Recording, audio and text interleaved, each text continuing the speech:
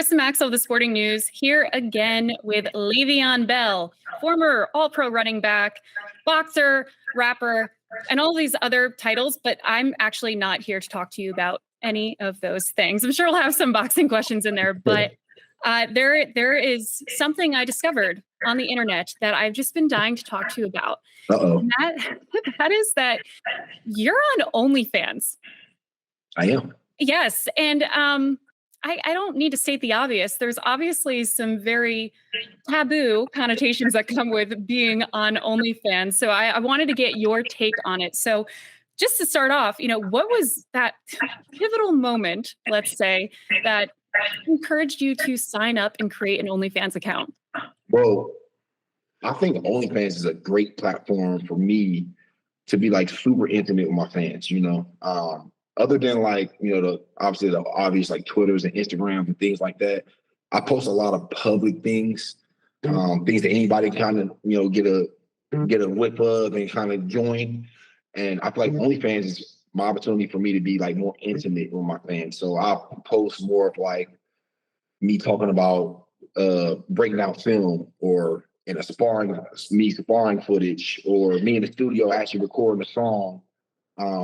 Things that like I wouldn't normally post or show people how I go about things. I post more to my intimate fans so they can see like my diet, like how I lose 10 pounds in 2 weeks, and it'd be things like that.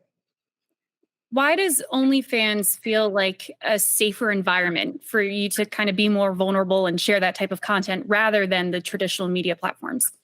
I think because Twitter and Instagram already kind of been around for so long. So it's like I already had like so many like fans from like a long time ago. They might not even really be fans no more.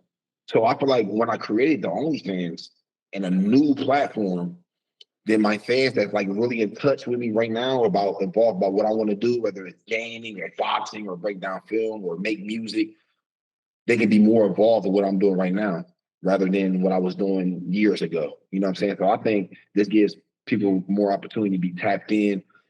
How do you make that song? Or how do you lose that much weight? How does he look when he spar? You know what I'm saying? Because I don't ever post sparring footage. Like people can't see it where I fight until fight day. So give me my opportunity to really show people how I'm looking and how I go about my day. And obviously with OnlyFans, and I know this because I signed up for OnlyFans to look at your account because again, I had some questions. And it is similar to other platforms in that, you follow a feed. But the difference is instead of just hitting that follow button, you have to subscribe. You have to add your credit card information. So do you feel like it's subscribers are going to get their bang for their buck and that you're going to have an actual, more genuine interaction with them? And, what would you say to your hardcore fans to encourage them to sign up and follow you, to know that they're going to get, more than just sparring footage, but they're actually going to get that intimacy with you by subscribing to your channel? I think if people like the people who know me, like, especially like, if you followed me long enough, you kind of know I am. I use like kind of like my like each social media platform differently. So I'll use my Instagram way differently. I use Twitter, and Twitter way differently. I use OnlyFans. I think OnlyFans is my time where people get to interact and actually see me doing what I'm doing, versus Instagram, they can see me doing something, but I'm not interacting with them. Like they can kind of see it. Versus Twitter, they may be able to read me doing anything, but they can't really see me doing it. I feel like OnlyFans is like that combination of everything. Like you can see me doing it, you acting me or me acting it out. You can see me talking about it, explain it, go in detail about it. And that's what kind of like separates it, I think. But the only way I guess to find out is subscribe. The only way you can find out is subscribe. I can't really tell you too much about it other than you got to see it yourself. I knew we were going to be having this conversation. Again, I made an OnlyFans account, which I honestly never thought I would do. So that was, me neither. Yes, it was a weird one. And as soon as I signed on, it gives you like suggested, subscription follows based on your interests. So I kind of laughed when the first person that popped up was Montana Love, another boxer. Oh, really? Oh, Yeah. wow. And then I'm actually in Vegas right now for the Spence Crawford fight. And I walk into the I'm media jealous. tent, and there is a massive picture of Errol Spence Jr. blown up on the wall. And it says OnlyFans right across his Hey, shorts. yep. So I'm realizing, I'm like, wow, this is actually, it's a social media platform that athletes are OnlyFans did this using. thing. Yeah, OnlyFans out here. Yeah. Yeah. It's not just OnlyFans, it's Right. also athletes. Right. So, do you kind of use it as a social platform in that way where you're like interacting with other athletes or, people within your circle and kind of like the way TikTok and all these other social platforms work, where you're leaning on each other, seeing what type of content works, what resonates, Right. what are you doing? I think I'm still getting better with it. I've been on Twitter and Instagram for so long. So those like the ones I use the most. But like OnlyFans, I don't even use TikTok. I haven't been using TikTok, but like I'm starting to see like I think like I probably use like Instagram and Twitter and probably OnlyFans the next most, because it's like I gotta learn before I like get on there like really like go crazy on it. I be wanting to learn and see how things move and how things work. You know what I'm saying? Like Instagram and Twitter, I already know how it works. If I send a tweet, I already know how many people will look or how I can get engagement or whatever it is. Well, OnlyFans, I'm still learning. I'm still got to see like how to go about things. So it'll take time. I feel like in about a month or so, about 2 months, I feel like I'll have that back of my head. I'll be going crazy on OnlyFans. But right now, I'm still kind of like I'm still learning. I'm in the learning aspect. Still new. When you signed up for OnlyFans and you told friends, family, I don't know if it came up at the dinner table, but again, given the stereotypical, Yeah, reputation- everybody was like, for real, OnlyFans? Yeah. Like, God. Oh yeah, of course. And I told my mom, like, yeah, mom, I gotta show a couple abs, so I'm sorry. She started laughing, but like, nah, my mom already knows. My mom knows, like, at the end of the day, she encouraged me to do what I want to do. You know what I'm saying? Wherever makes me happy. You know what I'm saying? And I feel like, don't get me wrong, I feel like majority of my followers are like male, because obviously for football, boxing, things like that. But for my female followers, I was obviously gonna entertain them too at some point. And, speaking of vulnerable content, you did recently post a video on social media in general, just kind of out of nowhere, apologizing to Steelers fans about, the way things went down in Pittsburgh. And obviously Saquon Barkley just went through a almost similar situation. Mm-hmm. And last I talked to you, you made it very clear that football was in your rear view mirror, and you're focused on boxing now. But what prompted you to make that video and share that with fans? And are you like not necessarily having second thoughts, but starting to, miss football and appreciate that life that you had on the field? I always appreciate football. Like, I know exactly the platform and the relationships I built playing football. Like, I love football forever. But like you said, I put it in my rear view. I'm happy with my time that I had. The only way I ever come back on the field is if I'm with the Steelers and I'm playing, and that's like so far down the line. Like, they got their little things they got going on. I'll retire Steeler at some point. But right now, I ain't in the midst of retiring. I'm not really tripping about it. I think, well, hold on. You gotta ask me something. What did you ask? You just asked me, because I was talking about Steelers. What made you, finally want to apologize? What prompted the apology? So what prompted the apology was I was actually what the hell was I doing? I think like I'm like going through like my phone, like my albums is on my phone, and I'm like looking at my fight. So it was like a fight I'm fighting Jalen next or whatever, and I'm like looking. And then there was like another fight I seen before that when I was fighting Uriah, and I was doing all these things. And I was like looking at the crowd. I'm thinking like,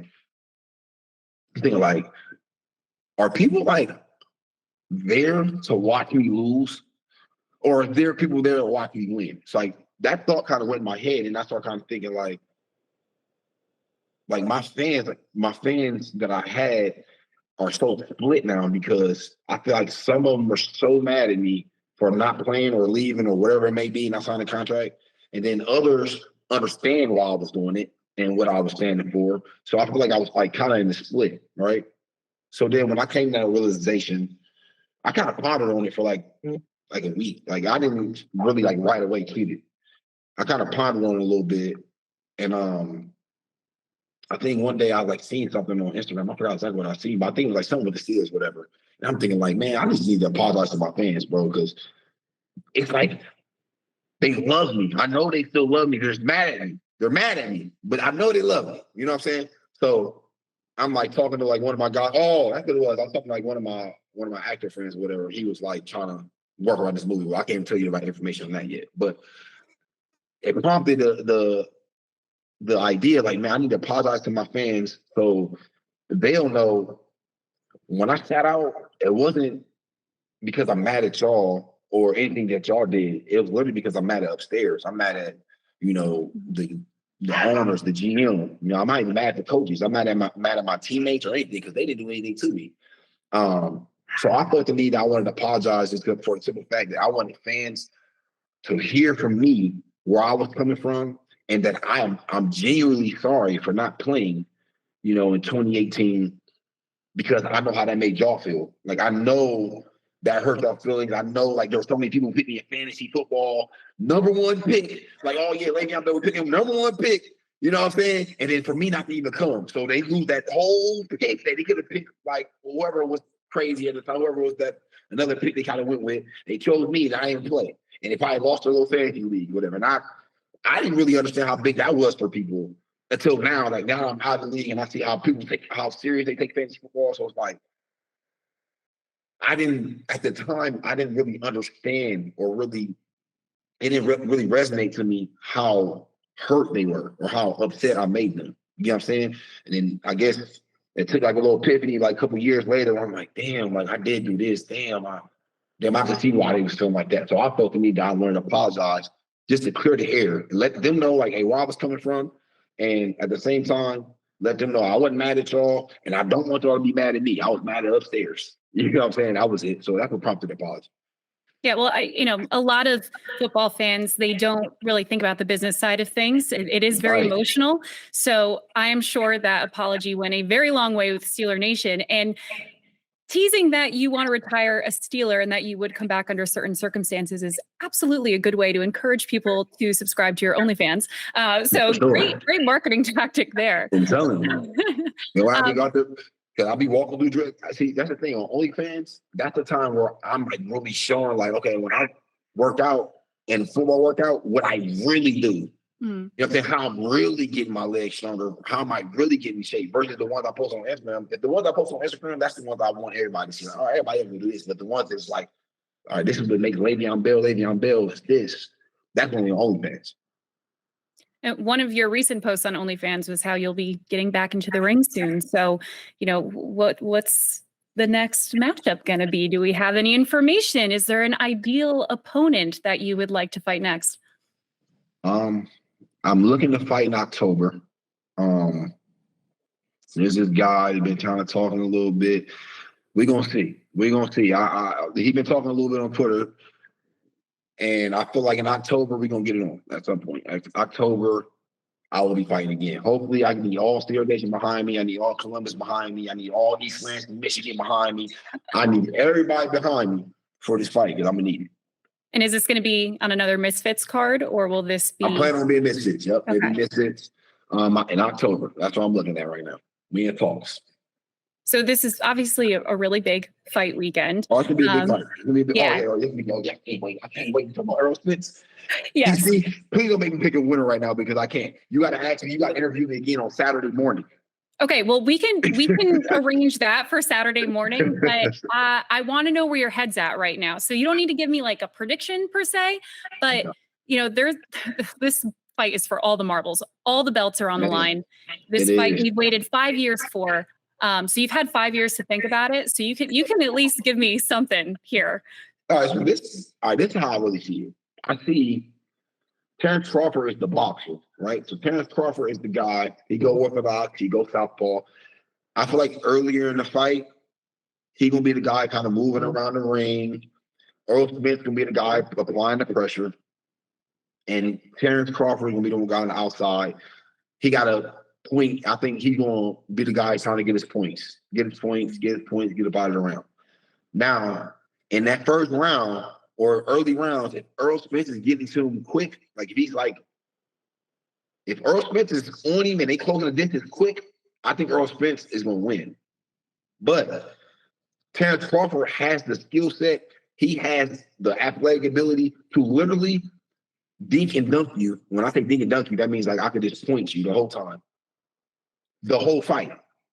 Like and Terence Crawford is like him and like Floyd Mayweather. There's like a couple other guys who can really do that. So that's what makes this fight so intriguing. So it's like I think I need a couple more days to kind of think about it. But I think if Terence Crawford, that first 2-3 rounds, if he's able, if I'm watching him, he just dig and dunk, and Errol Spence can't get close to him at all, I got Terence Crawford winning on decision. If Errol Spence is able to get close to Terence Crawford in that first round, that second round, then I think Errol Spence eventually stop him. Maybe later, like 10, 11, that's even able to get close. But I'll give you this decision. Probably I need like 4 or 5 more days for a final decision because I've been watching they fights like, all right, he do this, he do that versus this person, he do that versus this person. How you gonna put that together? I don't know, but it's gonna be a good ass fight. I can't wait. I cannot wait. This is I'm more excited for this fight than I was the Ryan Garcia Tank fight because this fight. I knew the Tank fight, Ryan Garcia, I knew Tank was gonna win. It was just exciting. But this fight, I legitimately don't know who's gonna win. Like, and they both like one of my favorite fighters. So it's like, damn, I knew mad they're fighting, but I love that they're fighting at the same time. So it's gonna be fun. So if there is a knockout, you think it's gonna come from Spence? Yeah, I don't think Terence Crawford will knock Errol Spence out. I don't think he'll knock him out. I think Errol Spence, he's like naturally the bigger guy too. So naturally, when you're the bigger guy, they both got power, but I think Errol Spence's power, it might be a little bit more. He might have just a little bit more power because he's naturally bigger. But Terence Crawford got enough power to be like, hey, you're not going to just walk in on me. You're not about to just walk me down. That's why I think Terence Crawford is going to be able to keep him off of him just enough. But we're going to see how long, if he can do it for 12 rounds. We'll see if he can do 12 rounds. So I still think at some point Errol Spence gets to him. And Errol Spence, when he gets to him, he's going to be putting damage. He's going to be going to his body. He's going to be doing damage to Terence Crawford. But I think Terence Crawford will be able to get to like round, 10, 11. He's going to be able to skip about it. It's going to be a good fight, though. It's going to be a great ass fight. So there's also another fight on Saturday, UFC 291 in Salt Lake City. And one of the belts on the line for that fight is the BMF title. Do you know what that is? No. Oh, the girls? No. This is a legit belt in the UFC.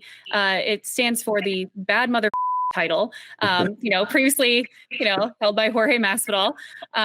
So that belt obviously does not exist in boxing, but a lot of people kind of think it should. So I'm curious to know who you think should be the holder of the BMF title in boxing. Like who? Like the best one? Like pound for pound the best right now? Who you think is the baddest mother effer? Damn. Bro. Like when you say like, you mean like pound for pound, or do you mean like, okay, I think this person will beat everybody because I'm that bigger than everybody? No, we're talking like purely like attitude, swagger, like street terms, BMF. Take the skill out of it. Just someone who you're like, that guy is terrifying. Damn. Ooh, yeah, it's a couple good ones, bro. Damn. I like Boots Ennis. I like Inoue. And I like Tyson Fury. And you can throw Javante in there too. It's just so hard because they're all different sizes, but I feel like they all bad. Like they some bad boys, like, but the baddest one, if I had to pick one, like the baddest one, bro, I'm picking Inoue. I co-sign that. I think after his showing, bro, he's crazy. That Inoue is a monster, bro. I be looking at his face when he's fighting, but he looked like he's bored. He looks like he'd be in there bored. I'm like, bro, how are you that calm in the ring? You're super calm. He's just in there. That's like his live. Like you can tell he's living there. He live in that ring, and that's what separates people. Because in a way, he's like one of those guys where it's like, I feel like he's stepping in the ring with anybody around his size, bro, he probably win. And people been talking about the Gervonta Davis fight, him and Gervonta Davis, and I feel like Tank Davis is probably the only one who can beat him around his size because Tank got enough power. They got enough power, and he's naturally bigger. That's the only reason. But otherwise, in a way, he's like that. Yeah, his performance on Tuesday definitely bumped him to number Crazy. 1 on our pound for pound Crazy. list. So He's crazy, bro. I think He's he crazy. deserves the BMF belt. Yeah. But I'm hoping that next time we see you in the ring, that you know I'll also see you with OnlyFans across your shorts. So Straight up. you know, That was on my last story. That was on my last story. My first day on May. I had the OnlyFans patch, but I need a bigger patch. You're right. well, we'll be looking forward to it. But are you going to be coming out to Vegas for the fight this weekend? I'm jealous. I can't make it. All right. Well, I was going to hunt you down to get your prediction because you owe me one. So I do. I'm expecting something from you on Saturday. I got you. But I guess people, you know, you just need to sign up for OnlyFans. You know, it's finally that time where you got to do it and follow Le'Veon Bell and find out all the secrets for, you know, sparring and eating and everything. But it was great talking to you again. Looking forward to seeing, you know, what content you put out. Again, if you start taking your shirt off and doing some dances, we'll have to, you know, catch up. No, I got you. But until then, we'll see you in the ring in October, hopefully. And thank you so much for taking the time to chat, and we will talk soon. You're the best. Thank you so much.